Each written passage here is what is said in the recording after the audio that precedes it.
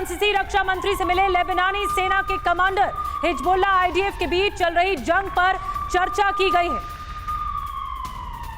देखिए तस्वीरें आ गई हैं, रक्षा मंत्री से मुलाकात करते हुए लेबनानी कमांडर। हिजबुल्ला आईडीएफ जंग पर चर्चा हुई है। और देखिए एक और बड़ी खबर, गाजा में इस्राएल के जमीनी हमले और तेज हो गए हैं। हमास के ठिकानों को तबाह किया गया। ये देखिए ग्राउंड ऑपरेशन जो चल रहा है, ये उसकी तस्वीरें हैं। हमास के हथियार गोदाम तबाह किए गए। आईडीएफ का दावा 130 हमास के लड़ाकों को मार गिराया गया। तो ये देखिए तस्वीर इस वक्त हम आपको दिखा रहे हैं गाजा की, जहां पर खोजी कुत्ते भी हैं जो कि इजरायली फोर्स के साथ हैं। यानी कि हर तरीके से हमास के ठिकानों को ढूंढा जा रहा है, खोजा जा रहा है और उसके बाद उन्हें कैसे तबाह किया जा रहा है, उन पर बमबारी की जा रही है। ये तस्वीरें इस वक्त आपके सामने।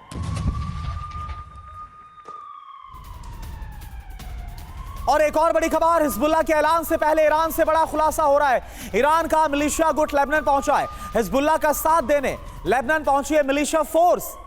हिजबुल्ला चीफ के ऐलान से पहले लेबनान में तैनाती हो गई है ईरानी फोर्स की। आज शाम हिजबुल्ला चीफ का बड़ा ऐलान होगा। तो आप जरा देखिए ईरानी मिलिशिया ग्रुप का पहुंचना, और यह कब पहुंचा है, टाइमिंग आप देखिए, आज नसरल्ला के ऐलान से पहले। तो क्या गाजा जंग में ईरान की एंट्री हो गई है? आज शाम नसरल्ला का ऐलान और ईरान का क्या समर्थन, अब देखिए आपको बता रहे हैं सिलसिलेवार। इमाम डिवीजन लेबनान में तैनात है। सीरिया से लेबनान भेजा गया है। इसके बाद हिजबुल्ला के साथ क्या जंग में से उतारा जाएगा? अब इमाम जो डिवीजन है यानी महाविनाश, क्यों ऐसा कहा जा रहा है? क्योंकि ईरान की शक्तिशाली यूनिट 2016 में कासिम सुलेमानी ने इसे बनाया। सीरिया में अमेरिका के बड़े दुश्मन है। अमेरिकी बेस पर कई बार इसी यूनिट के जरिए हमले किए गए हैं। इसीलिए कहा जा रहा है कि क्या ये ईरान की सीधी एंट्री है हिजबुल्ला के जरिए या फिर सीरिया के जरिए?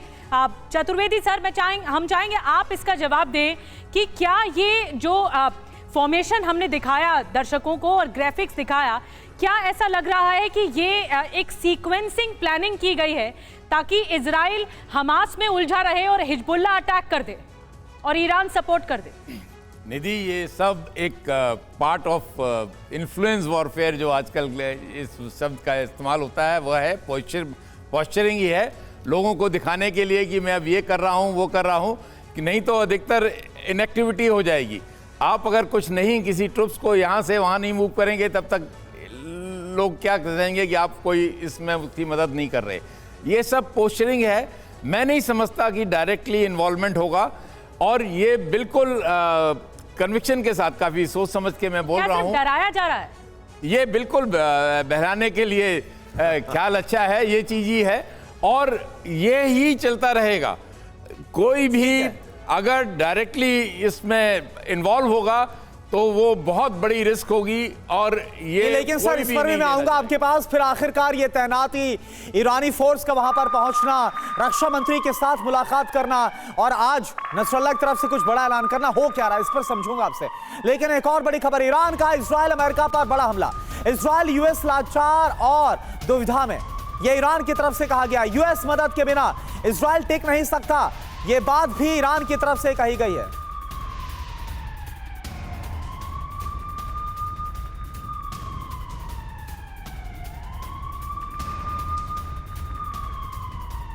तो देखिए ईरान की तरफ से क्या कहा गया है, सीधी धमकी दी गई है कि जो इजराइल है, आज इजराइल की तरफ से जो युद्ध लड़ा जा रहा है, अगर उस युद्ध में अमेरिका साथ ना दे अगर इजराइल का, तो फिर इजराइल टिक नहीं सकता।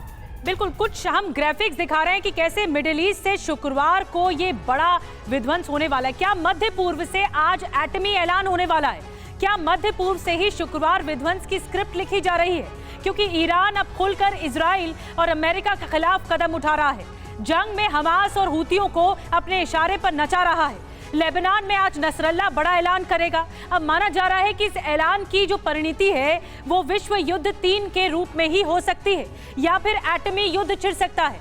इन सब के बीच पहले से ही अमेरिका और इजराइल को इस बात की भनक है। शायद इसीलिए मिडिल ईस्ट में अमेरिका का जंगी बेड़ा हर पल दुश्मन पर नजर रखे हुए है। हमला यमन से हो या फिर ईरान से या फिर किसी और अरब देश से, अमेरिका नजरें गड़ा कर बैठा है। इजराइल चौकन्ना है। 10 अमेरिकी युद्धपोत, 3000 से ज्यादा सैनिक, पेट्रियट मिसाइल सिस्टम और थार्ड तैनात हैं, जो दुश्मन के हर हमले का करारा जवाब दे सकते हैं। हाल ही में यमन से कई हमलों को भी अमेरिका ने नाकाम कर दिया था। तो देखिए, ये तैनाती अमेरिका की बहुत अहम है। इस बात के लिए, इस बात की ललकार है कि कोई एक्शन नहीं ले पाएगा, अमेरिका तैनात है।